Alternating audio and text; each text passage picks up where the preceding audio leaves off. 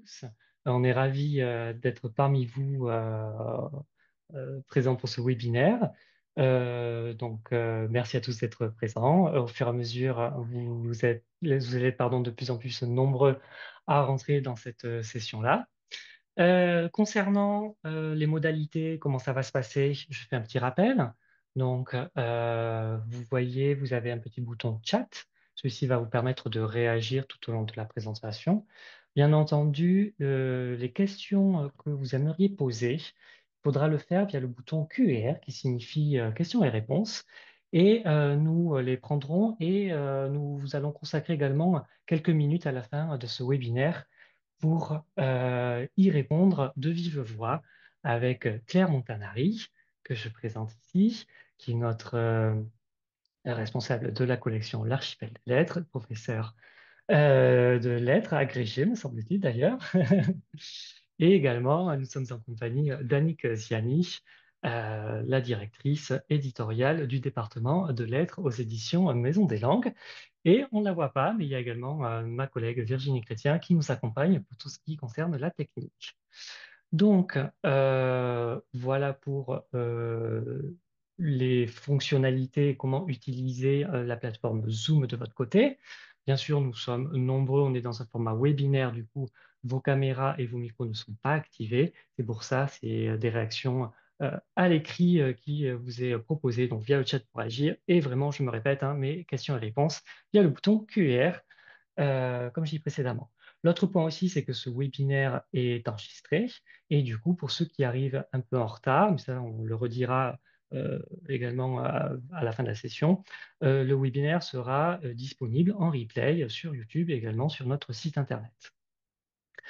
Merci à tous. Bienvenue, comme je l'ai dit, à ce webinaire sur l'archipel. Nous allons découvrir la démarche pédagogique de l'archipel littéraire en lien avec les nouveaux programmes de sixième, bien entendu. Pour ce fait, je vais laisser la parole pour commencer à ma collègue Annick Ziani. Bonjour à tout le monde, merci beaucoup. Par contre, Claire, il faudra que tu le partages. Oui. C'est bon, vous le voyez? Oui, on le voit très bien. Annick, ton micro est éteint. N'hésite pas à le réactiver. Voilà, je l'ai puis ça refonctionne. Super. Oui, Merci. c'est parti. Bon, bonjour à toutes et à tous. Donc, effectivement, je vais prendre la parole quelques instants rapidement pour évoquer le nouveau programme de cycle 3 qui est dans le cadre de cette réforme 2025. Donc, c'est un document unique pour tout le cycle 3, ce à quoi les professeurs de lettres n'étaient pas forcément habitués. Donc, ça veut dire que ce document reprend les attendus aussi bien pour le CM1, le CM2 que la sixième. Et puis, il y a un autre document qui est disponible sur EduSchool dans lequel vous trouverez des exemples d'œuvres littéraires qui sont recommandées ou des suggestions d'œuvres d'art et également des objectifs plus précis à atteindre en fin de chaque classe. Pour ce programme de cycle 3, donc l'axe général qui a été retenu, c'est découvrir, jouer. Donc, il y a un axe effectivement particulier dont nous sommes largement emparés dans la collection L'Archipel littéraire. Ensuite, ces programmes sont structurés en 6 grands domaines. Donc, il y a d'abord un domaine lecture où effectivement, vous verrez que met beaucoup l'accent sur la lecture silencieuse, la lecture orale, enfin, à voix haute, mais aussi la lecture chorale. Voilà, tous les types de lecture sont vraiment encouragés. Il préconise de lire quand même beaucoup et régulièrement à toutes les heures de cours si c'était possible. Ensuite, il y a une entrée que vous connaissez peut-être un petit peu mieux, qui est une entrée culture littéraire et artistique, qui va donc définir les 5 grandes thématiques du programme et que vous avez vu effectivement dans les différents sommaires des manuels que vous avez reçus. Donc, effectivement, créer, recréer le monde, partir à l'aventure, euh, Enfin, voilà, on les reprendra tout à l'heure quand on regardera ensemble le sommaire du manuel. Ensuite, il y a tout un domaine qui est dédié à l'écriture. Et là aussi, je pense que l'institution a pris conscience que les élèves écrivaient peut-être un petit peu moins. Donc, il y a une demande d'accompagner, de poursuivre l'accompagnement du geste graphique et de veiller à ce que les élèves écrivent très, très régulièrement. Ensuite, il y a une entrée orale. Alors là, une entrée que vous connaissiez également et qui met vraiment l'accent à la fois sur l'oral d'émission, de tout ce qui est production orale de la part des élèves, mais aussi tout un travail d'oral de réception sur sa capacité à en extraire et à y comprendre, excusez-moi, j'ai eu, et à s'entraîner à bien comprendre. Ensuite, donc l'autre domaine du programme, c'est le vocabulaire, donc, qui est devenu une entrée à part entière, qui a été sortie de l'étude de la langue et où vraiment là, les programmes insistent sur ce temps de travail dédié au vocabulaire, et puis le grammaire et orthographe grammaticale, donc où là, vous allez retrouver des notions assez classiques. La seule chose qu'il faut avoir à l'esprit, c'est que les attendus, par exemple, de CM1, de CM2, ne sont pas répétés. Donc, quand vous êtes en sixième, vous devez aller relire ce qui a été attendu avant pour savoir ce qui est finalement l'attendu général de fin de cycle 3. Et puis voilà, c'est vrai qu'on insiste aussi sur le fait qu'il faut à la fois soit détacher, soit inclure et le vocabulaire et la partie langue.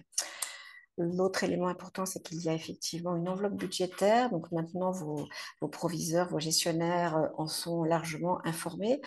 Cette enveloppe budgétaire, elle est vraiment dédiée à l'acquisition de nouveaux manuels pour cette rentrée 2025. Ça ne concerne que ces trois disciplines, français, mathématiques, langue vivante, et exclusivement pour la classe de sixième. Donc c'est vrai que là, vous avez l'opportunité de demander à ce que les crédits soient vraiment utilisés pour acquérir ces ouvrages. Alors ensuite, si justement donc on démarre la découverte du manuel Archipel littéraire, donc peut-être un petit premier point qui est sur la manière dont nous avons travaillé. Donc, on a effectivement travaillé en ayant à l'esprit le fait d'être un outil. Un manuel est un outil à la disposition au service des enseignants.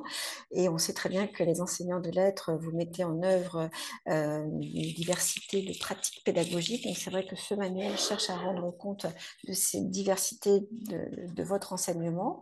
Et puis aussi le fait de pouvoir incarner une certaine liberté pédagogique. Donc vraiment, le manuel a été dédié comme un outil à votre service. Il a aussi été pensé comme un cadeau fait aux élèves parce qu'effectivement, on s'aperçoit que de plus en plus d'élèves en sixième ne fréquentent pas beaucoup les ouvrages, quels qu'ils soient, que ce soit des ouvrages de littérature ou même des manuels scolaires, et que c'était effectivement important de pouvoir leur offrir ce temps pendant toute l'année scolaire de sixième, de pouvoir avoir à leur disposition un manuel. On a pensé tous les élèves, c'est-à-dire qu'il y a eu un gros travail qui a été mené sur la structure de manière à ce que les élèves, avec éventuellement des difficultés 10, se sentent à l'aise dans ce manuel papier, mais aussi dans le manuel numérique. On a vraiment cherché à proposer beaucoup d'activités pour que les élèves soient acteurs, moteurs et surtout aussi toujours valoriser leur acquis. Donc c'est vrai qu'on a vraiment conçu cet ouvrage à la fois pour que ce soit un outil pour vous, enseignants, mais aussi pour que ce soit un beau livre et un livre que les élèves auront plaisir à manipuler et à avoir entre les mains. Voilà. Donc pour la structure, je repasse la parole à Claire.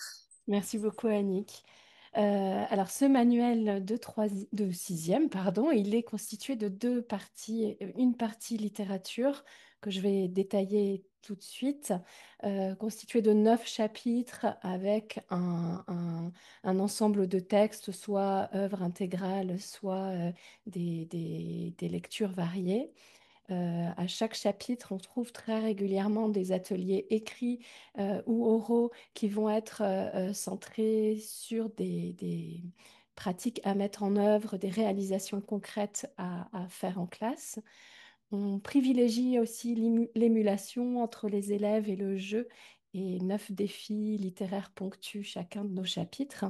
Et enfin, on trouve, et c'est notre grande particularité, 4 projets de classe dans lesquels on cherche à faire travailler les élèves un peu différemment et aborder les œuvres de façon concrètes en menant des actions. Vous allez voir sur plusieurs séances qui permettent de faire une vraie réalisation et d'entrer dans la lecture ou l'écriture avec plaisir.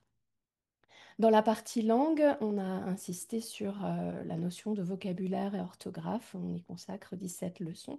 Puis la grammaire et l'orthographe grammaticale. Et vous verrez tout à l'heure que l'on intercale aussi très régulièrement des défis en langue qui permettent de mobiliser les élèves de façon un peu différente. Alors ces défis, ils nous ont semblé importants à mettre en œuvre parce qu'ils correspondent au programme et à la notion de jeu et de découverte. Ils favorisent évidemment l'entraide, un peu l'émulation entre les élèves. Ce sont souvent des défis qui sont menés par petits groupes et ils permettent à la fois de voir où en sont les élèves, mais aussi de réinvestir des leçons qui ont été déjà mises en œuvre en classe. Alors, je vous présente tout de suite des défis qui prennent place au tout début de la partie langue et qui sont adaptés à une entrée en sixième. Vous voyez que vous avez un défi lecture et un défi copie qui sont ce sont des compétences qui sont très importantes à mettre en œuvre en sixième. Notre défi Top Chrono prépare les élèves à l'activité de fluence qu'ils vont avoir très rapidement au mois de septembre. Et puis l'activité copie leur permet de prendre conscience de la nécessité de copier de façon active. On a souvent des élèves qui écrivent en regardant le tableau, mais sans regarder leur copie ou qui ne sont pas attentifs à leur graphie, alors que les programmes là insistent très nettement sur cette notion qu'on oublie parfois. Euh, donc chaque défi est accompagné également d'une préparation de textes ici tirés un peu de textes variés, de genres variés. Vous avez un extrait de La Reine Coax de George Sand qui est un texte un peu complexe, mais qui justement est intéressant à mener dans le cadre de la fluence. Et puis d'autres textes dans le défi copie qui permettent de déjà avoir une première approche de tous les genres littéraires. Ensuite, on donne des règles du jeu assez rapides et concrètes à mettre en œuvre. D'autres défis, on va les parcourir très rapidement. Un défi toujours lecture, mais cette fois-ci qui n'est plus fondé sur l'affluence, mais sur le déchiffrement. Beaucoup d'élèves ont du mal lorsqu'ils lisent un texte à déchiffrer un mot qu'ils ne connaissent pas. Donc là, on les entraîne un petit peu volontairement sur des mots un peu complexes, sur la prononciation. Un autre défi, le défi le bon ton, qui fonctionne très très bien, notamment quand on travaille sur le théâtre pour travailler les intonations différentes et la ponctuation également. Un défi bingo des mots qui revient sur la différence entre adjectif et nom et qui fait réfléchir les élèves sur le genre et le nombre des mots qu'ils doivent trouver.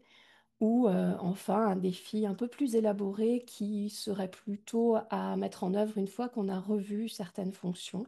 Vous avez retrouvé le célèbre Cadavreski adapté à notre sauce. Je vous présente le sommaire de ce chapitre, enfin cette section vocabulaire. Vous avez ici, vous voyez bien ces défis qui suivent à chaque fois les grandes notions vues en classe.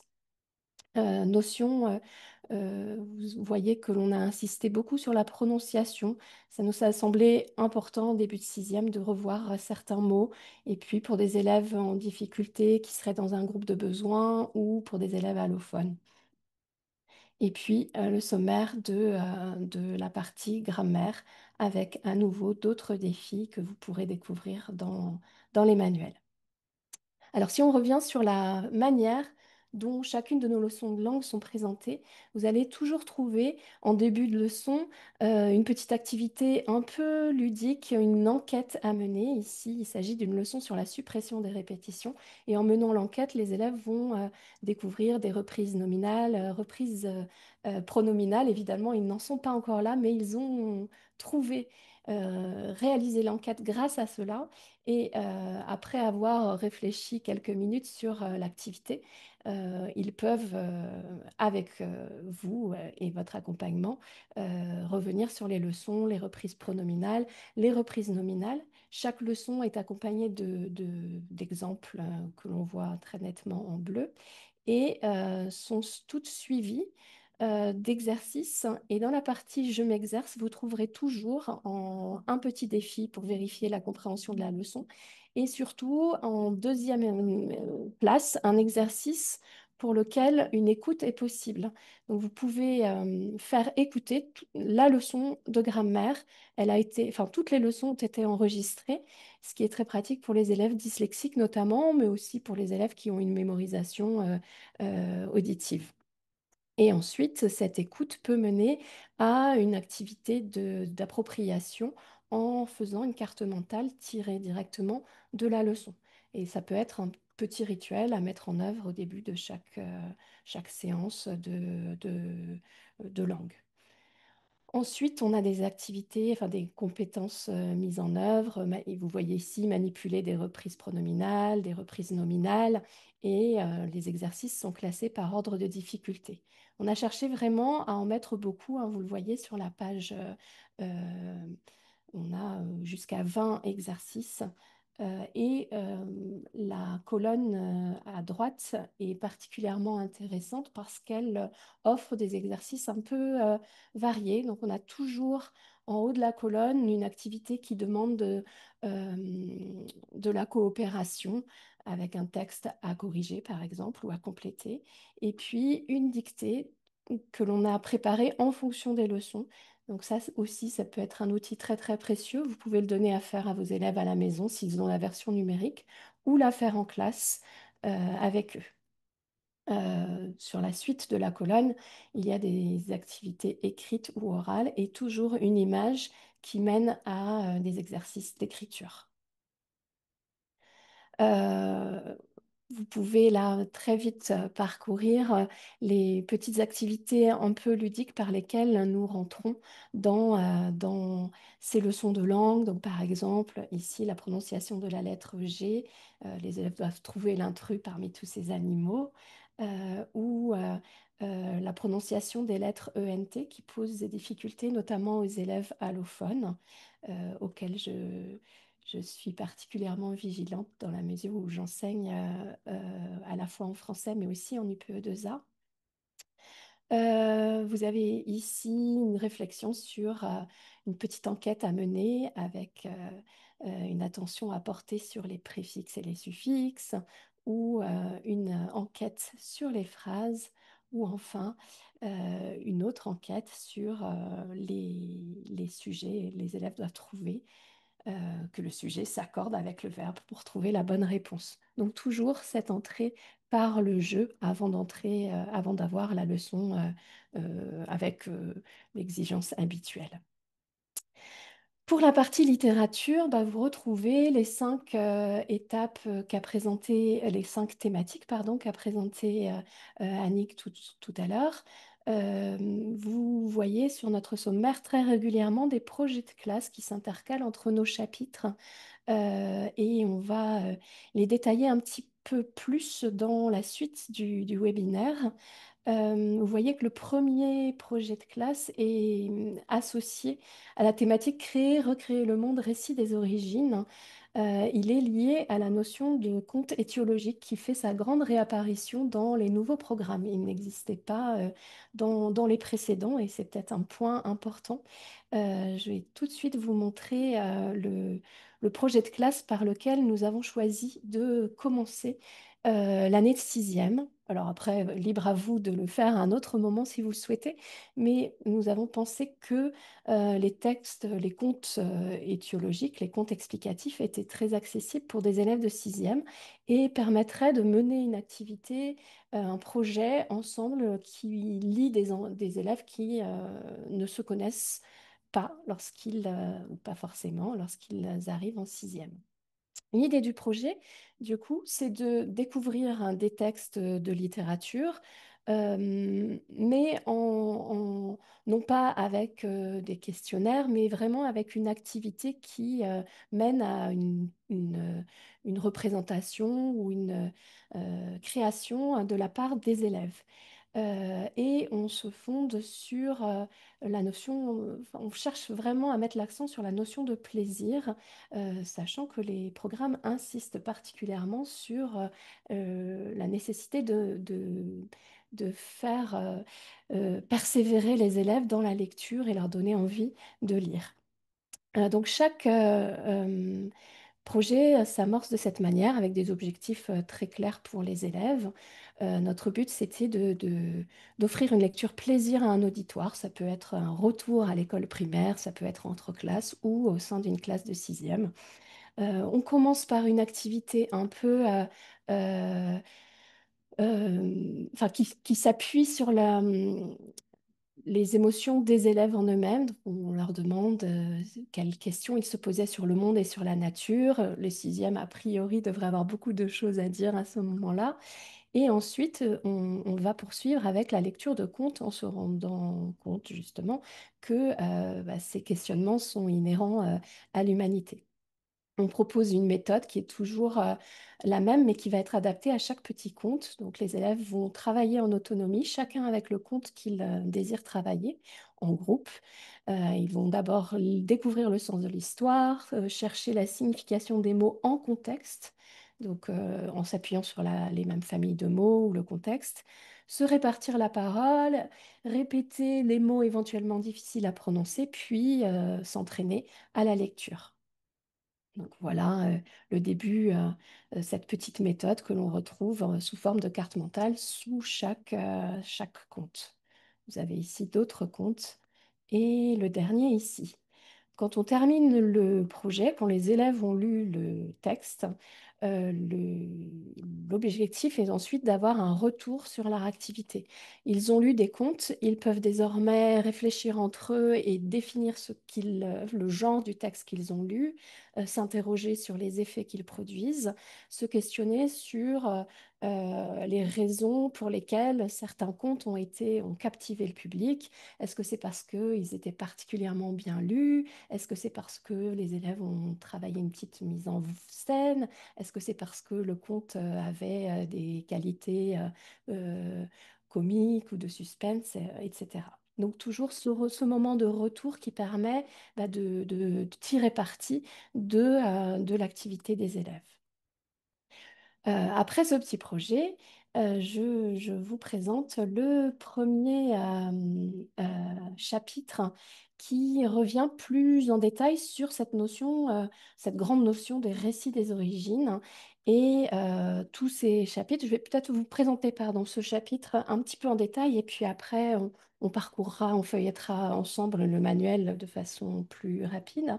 Donc tous les chapitres commencent par un beau document iconographique que l'on peut analyser avec les élèves, puis par les grands questionnements qui portent sur le thème du chapitre, ici la question des mythes. Et ensuite, on a des lectures qui sont suivies d'objectifs très précis. Et vraiment, on a mis un point d'honneur à ce que nos chapitres ne ressemblent pas à des anthologies, mais vraiment qu'il y ait une construction de notions au fur et à mesure des textes. Vous voyez que le premier, par exemple, va permettre de définir un mythe. Le second, d'Ovide, va permettre de comprendre la dimension explicative d'un mythe. Le troisième, qui est inspiré de la culture japonaise, permet de montrer le rôle fondateur d'un mythe. Et on verra que le mythe d'Amaterasu a permis à donner lieu au drapeau japonais lui-même. Donc, il est fondateur de la culture. Le quatrième permet de montrer la dimension poétique des mythes, très importante. Le cinquième est un texte de Grimm qui est presque ethnologue ici et non plus seulement conteur, qui permet de percevoir l'universalité des mythes. Celui de Françoise Rachemul montre sa dimension prophétique et celui de Magali Brieussel insiste sur l'oralité. Donc une fois que les élèves auront traversé ces textes, on a vraiment parcouru tous les éléments qui constituent le mythe. Au milieu de tout cela, vous voyez des ateliers oraux ou écrits qui permettent de faire des activités en lien avec le sujet. Et puis, on trouve à chaque fois un défi et un point sur un bilan sur le chapitre que l'on verra un peu plus précisément. Quand on rentre dans la structure même de chaque double page, vous allez voir que notre manuel, en le feuilletant, fait preuve de beaucoup de variété dans les supports et qu'en revanche, on a toujours respecté la même structure très rassurante et qui nous semblait euh, parfaitement convenir à ce qu'on attend d'un élève de sixième, c'est-à-dire qu'on entre toujours par une découverte, puis on lit le texte. Alors, attendez. Donc cette découverte, elle est liée à du vocabulaire, souvent, très souvent, puisqu'il s'agit de créer une sorte de rituel d'apprentissage du vocabulaire. Ici, bien sûr, l'activité est en lien avec le texte qui suit et tous ces mots sont issus du texte. Cela permet de revenir sur le champ lexical, la notion de péjoratif, mélioratif, et de réfléchir sur le sens de ces mots avant d'entrer dans la lecture.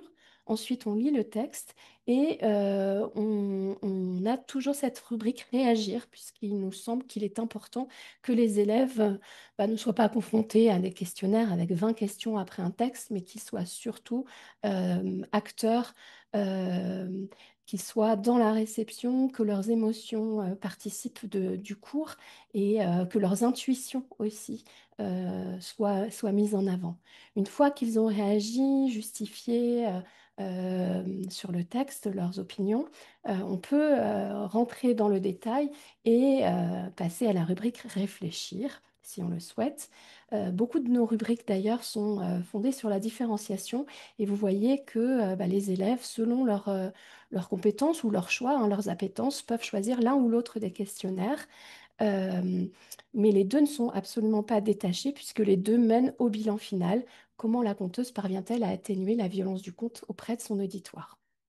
Donc, selon ce qu'ils auront étudié, ils pourront participer au débat final, puisque là encore, la question du débat et de la discussion entre élèves est vraiment prégnante pour aborder une œuvre. On trouvera à chaque fois aussi de petites activités, soit écrites, soit orales, pour mettre en place des rituels d'écriture ou d'oralité nécessaires à faire régulièrement. Et enfin, un petit point de cours très pratique pour nous enseignants parce qu'on voit directement là où on veut en venir et puis qui peut être utilisé auprès des élèves. On peut leur demander, par exemple, une fois qu'on a étudié ce texte en classe, de le relire à la maison pour le lendemain, de trouver les mots-clés et éventuellement de s'en servir pour mener une carte mentale. Gardez cette carte mentale en tête parce qu'on va en reparler très vite. Une autre double page, vous voyez, je vais aller très vite, avec toujours une rubrique découvrir, cette fois-ci centrée sur le latin. On a aussi mis l'accent sur les collègues de lettres classiques et sur la question de l'étymologie et l'évolution de la langue qui nous semble importante. Beaucoup de textes sont audibles, hein, enregistrés par des comédiens, donc vous pouvez tout à fait les donner aussi à écouter aux élèves en classe ou à la maison. Voilà, sentez-vous libre de faire comme vous le souhaitez. Euh, on trouve, alors je vais revenir un peu plus précisément sur nos ateliers qui, vous l'aviez vu, parcourent nos chapitres. Chaque atelier a pour but d'aider les élèves à faire un travail un petit peu guidé. Ici, en l'occurrence, on est dans un travail d'écriture un peu long. Donc, les élèves commencent par observer une métamorphose d'Ovide, puis sont guidés pour créer leur propre métamorphose. Donc ils réfléchissent, est-ce que je vais travailler, est-ce que mon héros va être une princesse, un berger ou une nymphe? Est-ce que le dieu qui va s'en prendre à lui sera Neptune, Vénus ou Jupiter? Et vous voyez un petit 1 qui renvoie à un exercice. Est-ce que le dieu va être en colère par jalousie ou parce que, on lui a manqué de respect? Est-ce que le personnage va être transformé en arbre ou en lune ou en lac? Donc le but est que les élèves sachent au moment où ils écrivent vers où ils vont et travaillent leur brouillon, chose qu'ils ne font pas toujours. Vous avez sur la page de droite toujours des activités de vocabulaire qui sont liées à ce que l'on attend d'eux, c'est-à-dire ici ils révisent un petit peu les noms des dieux latins et puis ils apprennent à enrichir une description de métamorphose. Regardez l'exercice 3 par exemple, devenir long, ça va faire s'allonger, devenir fin, s'affiner, etc. Donc ces exercices de vocabulaire sont vraiment liés à l'activité finale et pas du tout décrochés. Et puis, des activités aussi de grammaire. Ici, on est en début de sixième, donc on propose des exercices de révision du présent, d'autant plus qu'Ovide décrit ces métamorphoses au présent. Voilà, donc tous ces exercices sont là au service de l'activité finale. En fin de chapitre, je vous en avais parlé un tout petit peu tout à l'heure, on a toujours un défi qui permet d'être un peu dans l'émulation avec les élèves. Ici, il s'agit de faire un petit travail interdisciplinaire en comparant des contes explicatifs et les vraies raisons scientifiques qui expliquent des phénomènes naturels. Donc, ils peuvent travailler avec des propositions de lecture sur un conte qui insiste sur l'alternance jour-nuit ou sur l'éclipse solaire. Et ensuite, on les guide pour préparer un petit exposé pour lesquels ils vont être en compétition et s'auto-évaluer ou évaluer les groupes qui passent. Donc les élèves sont en écoute active lorsque d'autres passent devant eux. Notre fameuse page point sûr qui fait le bilan de tout ce qui a été vu dans les précédents textes. Et si vous regardez, vous avez trois parties, les mythes des récits fondateurs, les contes explicatifs, le soleil, un motif récurrent. On va retrouver ces trois notions dans la carte mentale que l'on propose. Et il suffit que les élèves lisent attentivement le bilan pour pouvoir se le réapproprier dans une carte mentale personnalisée. D'ailleurs, on propose aussi d'autres petites activités assez variées en fonction des chapitres où ils peuvent ici se saisir de la carte du monde, mais aussi noter les mots dont ils veulent se souvenir. Et puis une frise chronologique pour resituer tous les éléments vus dans le texte, dans le chapitre, pardon, avec des œuvres à découvrir euh, qui peuvent mener à des lectures cursives. Alors, je parcours maintenant, vous avez vu à peu près la structure canonique de nos chapitres ou de notre projet. On va feuilleter ensemble très rapidement la suite de notre manuel. Notre chapitre 2 va porter sur la question du déluge qui est explicitement évoquée dans les accompagnements du programme. Et nous avons évidemment insisté sur Gilgamesh, la Genèse dans la Bible, le déluge dans le Coran. Et puis on a poursuivi en insistant sur la façon dont artistes, écrivains, réalisateurs se sont inspirés de ce grand thème fondateur. On est très content d'ailleurs d'avoir trouvé un petit bijou de Mark Twain qui écrit des contes humoristiques et notamment un dialogue assez savoureux. Il imagine un inspecteur allemand qui vérifierait la conformité de l'arche de Noé et se scandaliserait du manque de sécurité sur l'arche. Voilà, donc des petites trouvailles intéressantes à étudier en classe. Vous voyez ici des activités que peuvent faire les élèves, travailler sur la mise en voix de ce texte assez savoureux ou imaginer dans la même perspective la suite du dialogue avec d'autres questions de cet inspecteur tatillon. Troisième chapitre, Ulysse face aux monstres.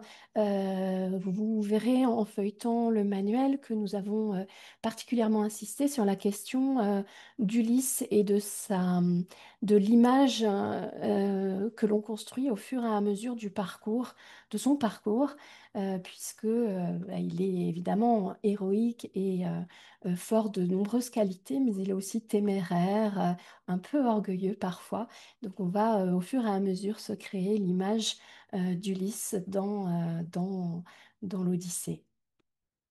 Quatrième chapitre, hein, on va travailler sur les monstres au pays des merveilles. Et là, euh, on va trouver au début du chapitre des contes assez qui valorisent la figure du monstre et qui sont des monstres assez traditionnels. Et puis la deuxième partie, avec les textes de Lou Luby, Marie Desplechin ou Jean-Pierre Duru, vont s'interroger sur ces clichés des monstres. Les monstres sont-ils vraiment monstrueux? Pourquoi créer des monstres? À quoi cela sert? N'est-ce pas monstrueux d'en imaginer? Plein de questionnements auxquels les élèves vont devoir répondre et sur lesquels ils vont débattre. On commencera d'ailleurs le chapitre de façon orale, puisque la question de l'oralité dans les monstres dans les contes, pardon, est très importante. Et l'écoute audio, enfin, la capacité à saisir le sens d'une écoute est là aussi mise en avant dans les programmes. Donc vous pourrez écouter le conte intégral du musicien Petit Bonhomme. Ici, vous avez un extrait de Marie Desplechin avec... alors, un extrait, non, c'est pas tout à fait vrai. Ça fait partie, c'est un extrait de son album Les Grands Méchants, mais c'est un texte intégral de cet album. C'est un très bel album que je vous conseille.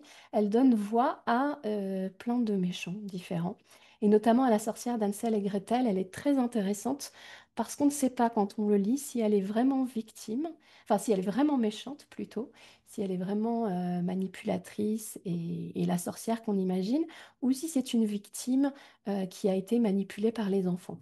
Et donc, cette analyse de texte mène à un débat entre les élèves sur cette réhabilitation ou non de la sorcière d'Hansel et Gretel. Un projet de classe à nouveau enfin, qui suit le conte. Il s'intitule De bouche à oreille.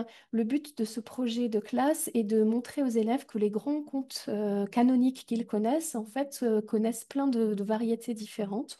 Donc on a découvert enfin, on met en avant plutôt quatre auteurs qui ont fait des recherches sur les contes traditionnels. Et il y a notamment Italo Calvino qui a écrit quatre recueils de contes populaires italiens. Euh, donc les élèves doivent se questionner sur un de ces quatre auteurs. Le but de ce projet est à leur tour, à la fin du projet, de créer une nouvelle variante d'un conte connu.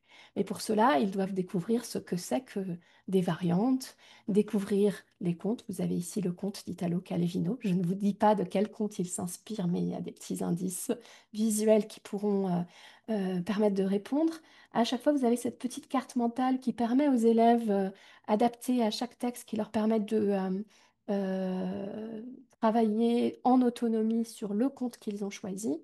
Vous avez ici d'autres extraits de contes. Molly Whoopie un conte de Joseph Jacobs. Vous allez voir, alors là, je vous le dis, je dévoile la chose. Il ressemble au Petit Poucet, mais c'est une jeune fille qui est une héroïne et il est très très beau. Et Joseph Jacobs est un auteur qui finalement est peu connu dans le monde francophone, mais qui a écrit Jack et le haricot magique ou Les trois petits cochons.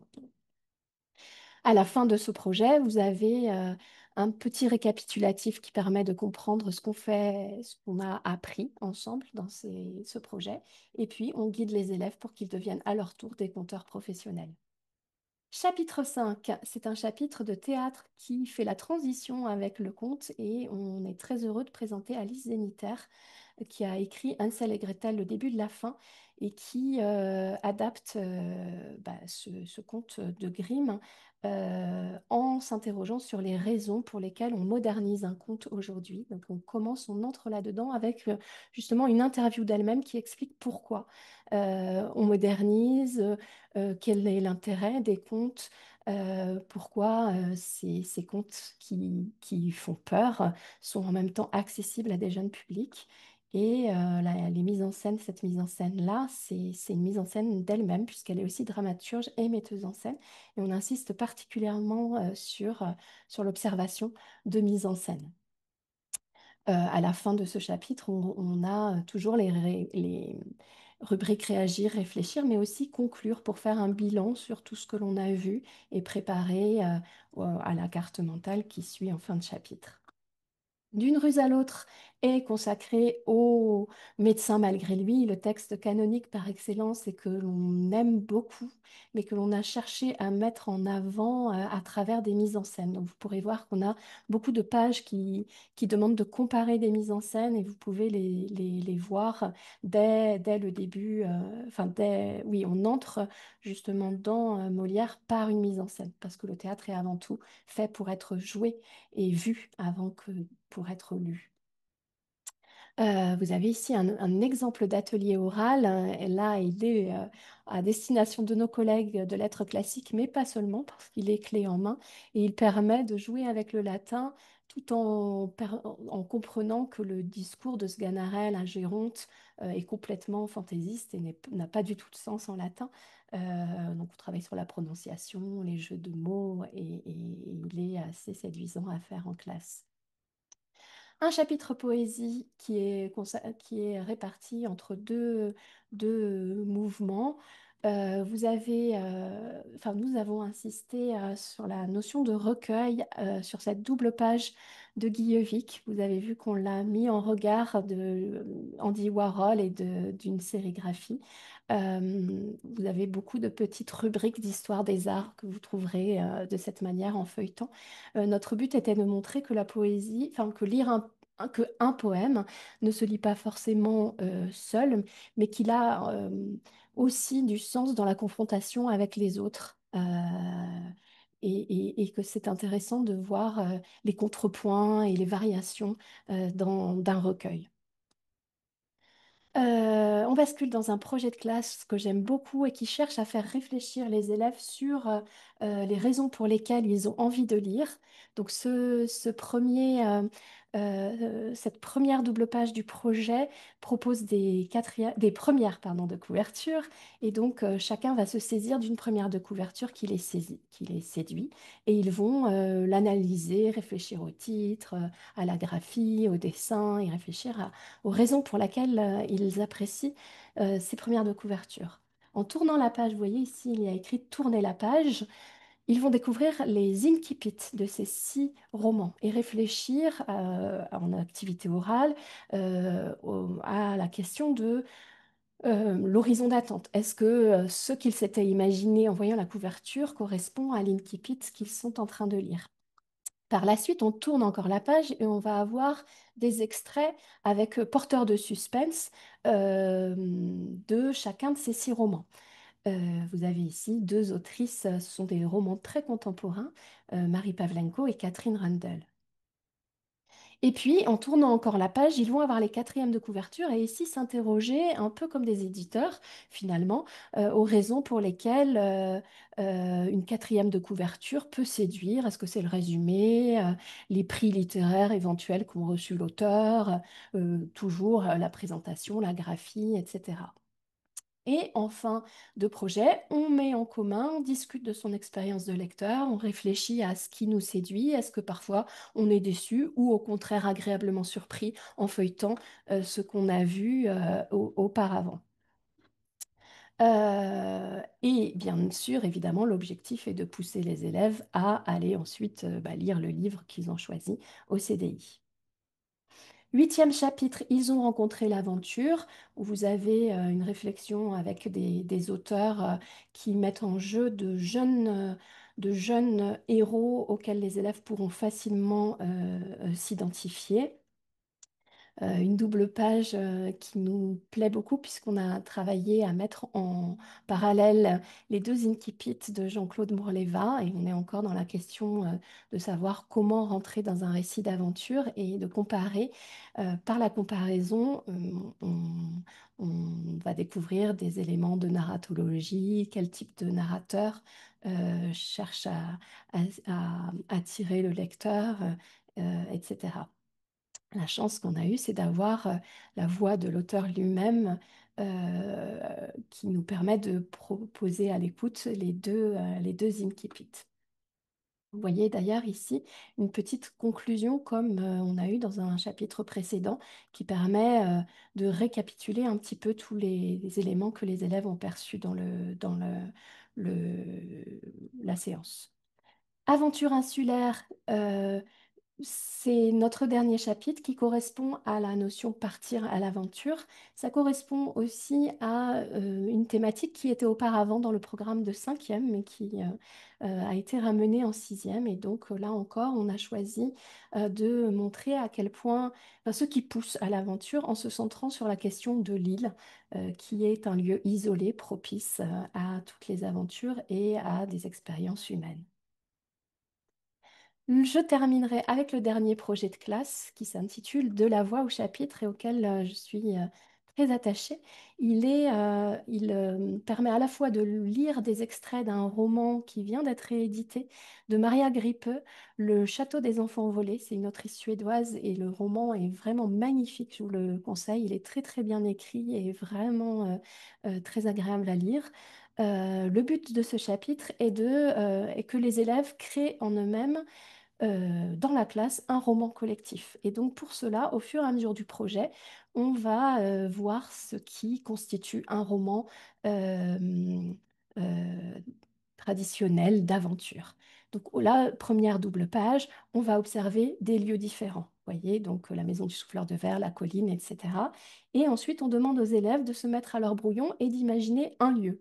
Et puis après, ils vont débattre entre eux et voter pour 4 lieux tout en sachant, quand on aura observé les 4 extraits, que, il faut des lieux variés, des lieux positifs, des lieux un peu inquiétants, des lieux rassurants, etc. Et ils ont des petites fiches ici avec du vocabulaire qui leur permet d'enrichir leur description. Deuxième page, on tourne la page toujours et là, on va réfléchir au personnage. Là encore, chaque groupe va se saisir d'un personnage et il va essayer de voir s'il s'agit vraisemblablement d'un personnage secondaire ou d'un personnage malveillant ou d'un personnage extrêmement positif, héroïque. Et à leur tour, ils vont créer un ensemble de personnages. Donc chacun va en créer un et puis dans la discussion, on va en choisir 4 qui pourraient fonctionner en ayant des rôles variés. On tourne la page et on arrive à la question de l'intrigue. Quel est le grand nœud de l'intrigue du roman de Maria Grippe? On va se rendre compte d'ailleurs que les personnages qui paraissaient positifs ne le sont peut-être pas tant que ça, et ceux qui paraissaient un peu ambivalents le sont peut-être plutôt des adjuvants. Donc c'est intéressant parce qu'on réfléchit à la complexité d'un roman. Contrairement à un conte, hein, où là les personnages sont vus en profondeur et évoluent au fur et à mesure des événements. Et là encore, les élèves vont réfléchir en se souvenant de leurs premières étapes à ce qui pourrait être le nœud de leur intrigue collective à eux. Et enfin, pour terminer, on tourne encore la page et on arrive à l'observation des chapitres. On s'aperçoit que, on observe les titres des chapitres et on essaye de créer un plan du roman en se répartissant les titres des chapitres, en les variant de la même manière que Maria Grippe pour créer son propre roman. Et ensuite, on travaille l'écriture collective et on insiste particulièrement sur la relecture et sur la collaboration entre élèves. Voilà, je crois que j'ai à peu près parcouru avec vous l'ensemble du manuel et je suis vraiment très très contente d'avoir pu profiter de votre attention. Je relaisse la parole peut-être à Annick Oui. pour vous faire un petit bilan sur notre manuel. Donc effectivement, peut-être pour garder quelques éléments concrets à l'esprit, ces 4 projets de classe ont vraiment une démarche pédagogique qui correspond très souvent à une démarche pédagogique que vous avez vous-même déjà dans vos établissements. Donc c'est vrai qu'on a simplement mis en évidence des pratiques que vous avez déjà, en essayant d'être le plus structuré possible pour faire gagner du temps et de pouvoir les mener, ces projets de classe, en quelques séances. C'est vrai qu'on cherche toujours à aborder les choses de manière soit ludique ou en tout cas de manière très interactive, très impliquant énormément les élèves, de manière à ce qu'ils aient toujours une tâche à réaliser très très concrète et que chaque élève ou groupe d'élèves ait conscience d'avoir une mission à accomplir et de vraiment acteur du projet de classe. Dans ces projets, c'est souvent des textes qui sont soit inédits, soit des œuvres renouvelées, mais voilà, on a effectivement, enfin, Claire et l'équipe d'auteurs a vraiment mené un travail de recherche pour pouvoir vous proposer des textes un petit peu différents de ce que vous pouviez déjà connaître ou déjà étudier avec vos élèves. C'est vrai que vous l'avez vu dès le début, beaucoup d'éléments du programme sont un peu proches de ce que vous connaissiez déjà. Donc, on a quand même eu à cœur depuis, puisque de 2016, donc voilà, ça va faire 10 ans que vous avez ce programme. Donc voilà, on a eu à cœur de renouveler certains titres et certains textes pour que vous ayez aussi, vous, du plaisir à continuer à enseigner en 6e. Et puis, dans les projets, mais aussi dans les chapitres, on a effectivement toujours veillé à ce que l'iconographie participe à la compréhension. Pour faire un résumé assez rapide également sur les chapitres, là aussi, on s'est vraiment appuyé sur vos pratiques pédagogiques. On veut vraiment que vous soyez le plus à l'aise possible avec cet outil qu'on vous propose et que ce soit le plus facile à mettre en œuvre. Donc, là, vous l'avez compris, on a une démarche pédagogique qui est très structurée et très récurrente. Donc, découvrir qui met toujours l'accent sur du vocabulaire en contexte et toujours immédiatement utilisable dans l'étude du texte, une rubrique réagir parce que c'est vrai que c'est important que les élèves puissent exprimer et que parfois d'ailleurs vous pouvez vous arrêter à cette rubrique réagir si les élèves ont déjà dit tout ce qu'il y avait à dire sur le texte, c'est inutile de poursuivre, mais si vous voulez poursuivre, il y a toujours la rubrique réfléchir et là aussi avec un objectif toujours très clairement inscrit de manière à ce que vous sachiez toujours qu'est-ce qui est envisagé. J'ai vu une question tout à l'heure d'ailleurs posée dans le chat qui évoquait sur la dimension d'évaluation.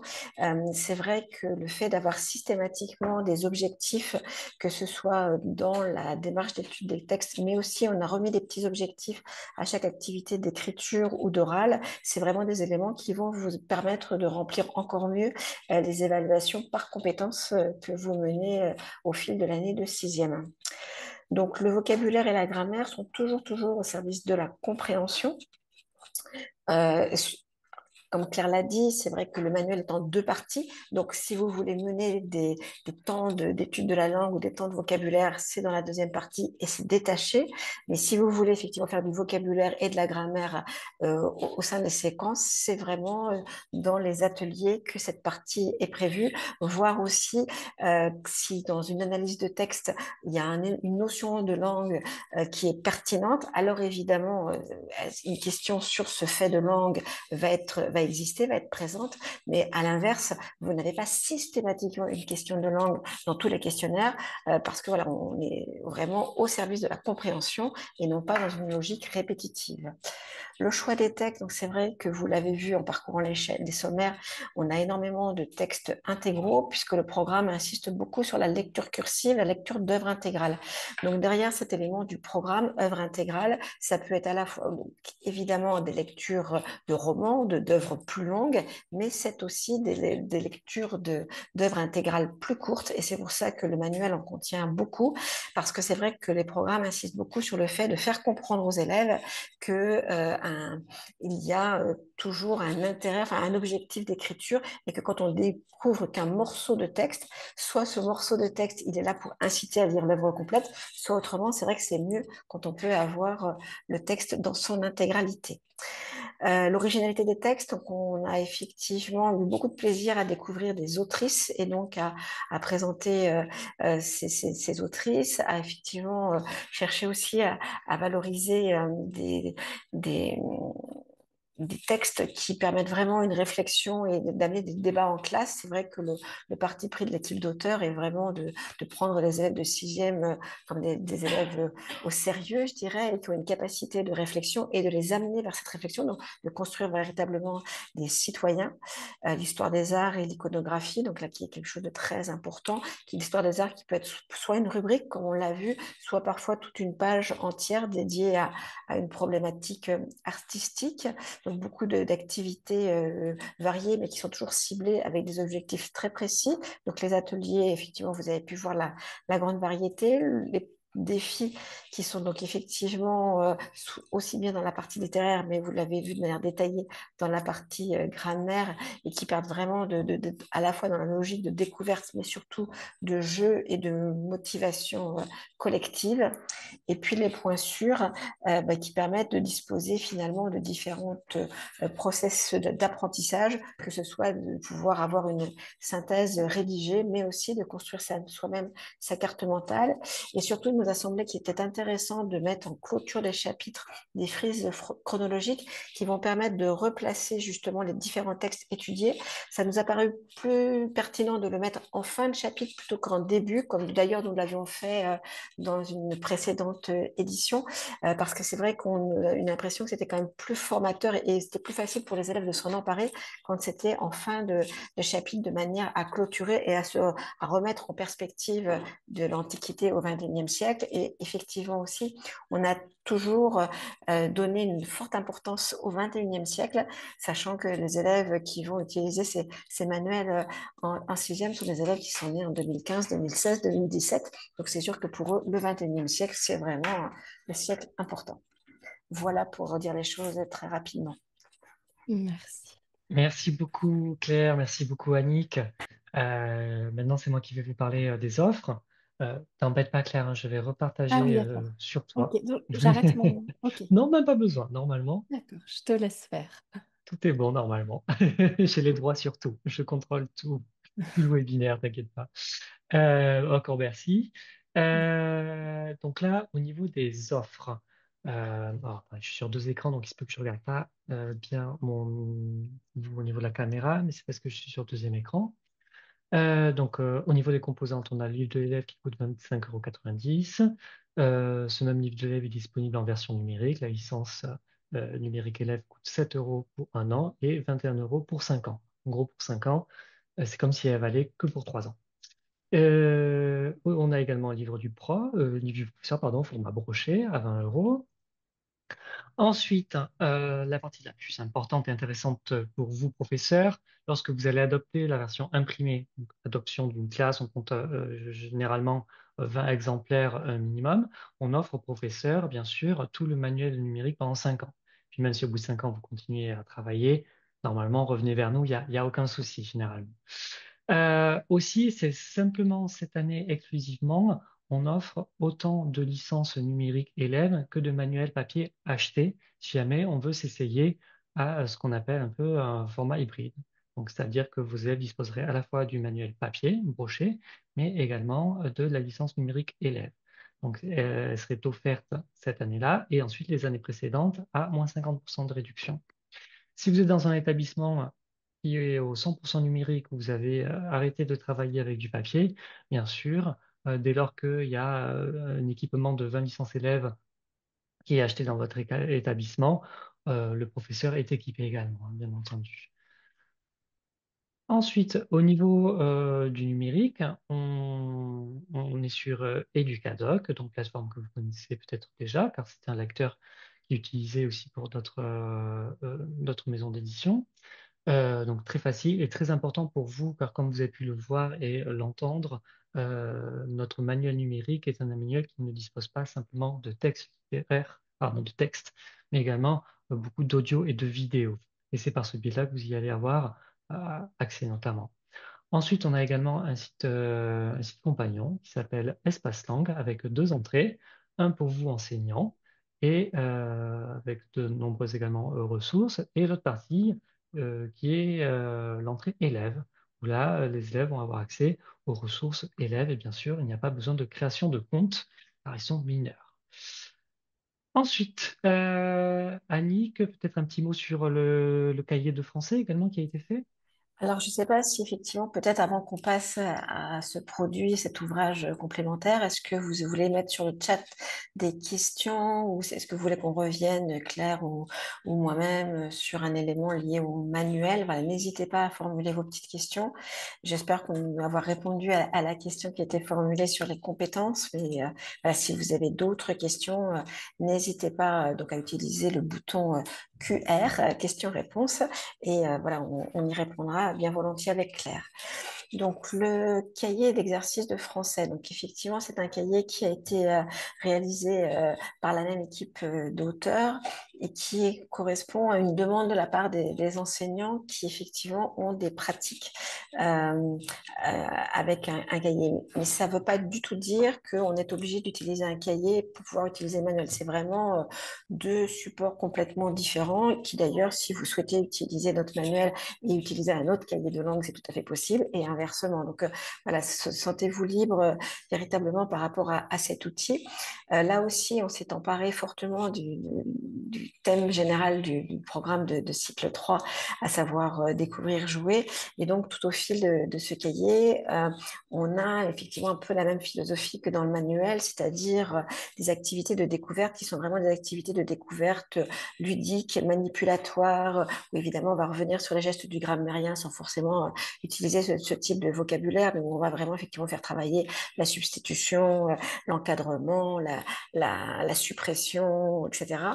Mais de manière voilà, la plus active possible, et surtout pour montrer aux élèves qu'en fait, à la fin, en entrant en sixième, ils savent déjà beaucoup de choses. Donc voilà, l'idée est vraiment de valoriser leurs acquis. Ensuite, il y a une leçon qui est toujours assez succincte, mais pareil, avec beaucoup d'exemples, des exemples qui sont fléchés de manière à ce que visuellement, les élèves mémorisent de manière plus aisée, plus facile.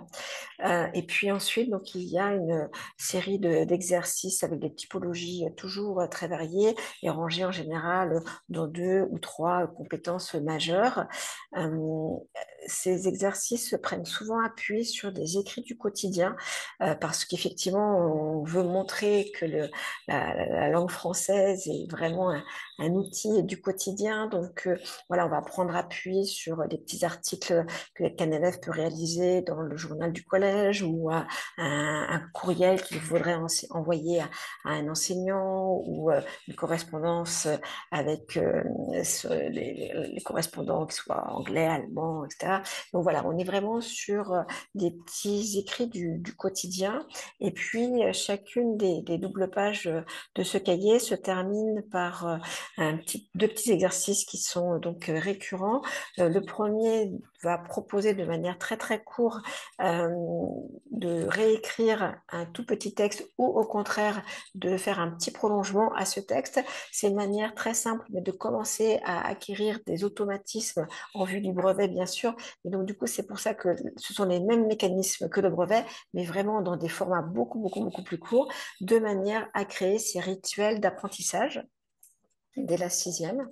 Et puis le deuxième petit exercice systématique, c'est un exercice où on va proposer aux élèves de formuler une phrase qui va être complètement une application de la leçon qui aura été découverte. Et ensuite, bah, l'enseignant pourra choisir une ou deux phrases créées par différents élèves et la donner en dictée à la classe. Donc là, on est vraiment aussi dans une logique de pédagogie de contrat et où les élèves sont vraiment impliqués dans ce qu'ils apprennent. Donc ça, c'est pour décrire très rapidement la structure des doubles pages de leçons. Et puis, au bout de 3, 4, 5 leçons, ça dépend un petit peu des parties, là aussi, vous allez rencontrer des défis qui vont permettre de rebrasser plusieurs notions vues dans différentes leçons. Donc, vous pouvez les utiliser soit en synthèse aussi, hein, pour effectivement réinvestir les choses de manière plus ludique. Pour mener à bien tous les défis, que ce soit ceux de l'archipel littéraire ou ceux du cahier, en fait, vous n'avez besoin que d'un seul outil, c'est un dé, hein. Donc, voilà, c'est vraiment des choses qui sont quand même très, très faciles à mettre en œuvre. Et puis, en regard de cette page défi, vous avez donc deux séries d'exercices. Chaque série d'exercices prend appui sur un genre littéraire, euh, c'est-à-dire qu'on a bien conscience que, en fait, vous êtes amené très souvent à définir une progression grammaticale et à vous fixer des objectifs. Par exemple, comme l'a suggéré Claire tout à l'heure, de débuter par une révision du présent de l'indicatif en début d'année. Mais effectivement, on se rend compte aussi qu'au cours de l'année, très souvent, vous avez besoin d'exercices de révision. Et donc, c'est pour ça que vous avez ces exercices qui vont être plutôt centrés sur un genre littéraire et qui vont vous permettre justement de revoir des notions à un autre moment de l'année que celui que vous avez prévu dans votre progression initiale. Donc, voilà pour le dire très rapidement sur ce cahier de français qui est donc également disponible. Parfait, Et merci beaucoup. peut-être, voilà, je vais passer la parole à Claire. Tu as peut-être envie de parler justement du... Oui, je te remercie. Oui, alors ce carnet de lecture, nous l'avons constitué en partant du principe que nos élèves sont parfois de moins en moins lecteurs, malheureusement, ou qu'ils peinent à rester lecteurs dans la durée. Ce qui fait que nous amorçons tout le début du carnet de lecture par des activités que les élèves vont faire au fur et à mesure de leur lecture. Et vous voyez ainsi sur la page, il y a une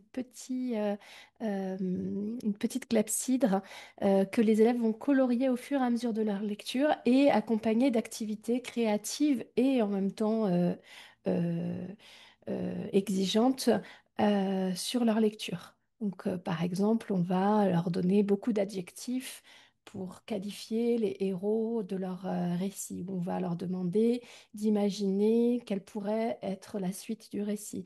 On va leur proposer plein de verbes, d'actions et leur demander lesquels correspondent à ce qu'a fait le héros ou l'héroïne pendant les chapitres qu'ils ont lus. Et on terminera chaque lecture par une activité dans la quatrième page un peu plus développée, où on demande par exemple aux élèves d'écrire une lettre à l'auteur. Voilà. Donc, des activités qui permettent de soutenir la lecture et d'enrichir en même temps le vocabulaire des élèves.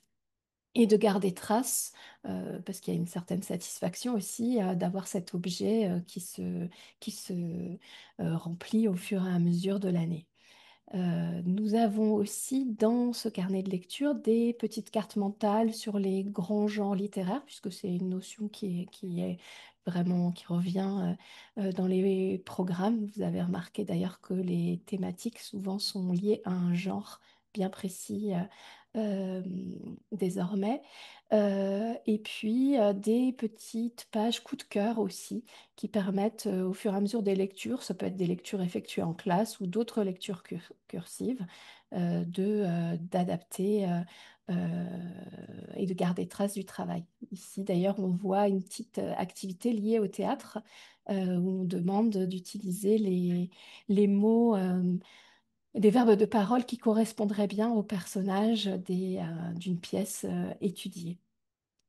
Euh, et puis à cela, alors on n'en voit pas des extraits, enfin on ne voit pas d'images ici à l'écran, mais il y a aussi des pages qui récapitulent les grands genres littéraires ou l'histoire littéraire par siècle, ce qui permet aux élèves d'avoir des repères chronologiques qui leur manquent souvent.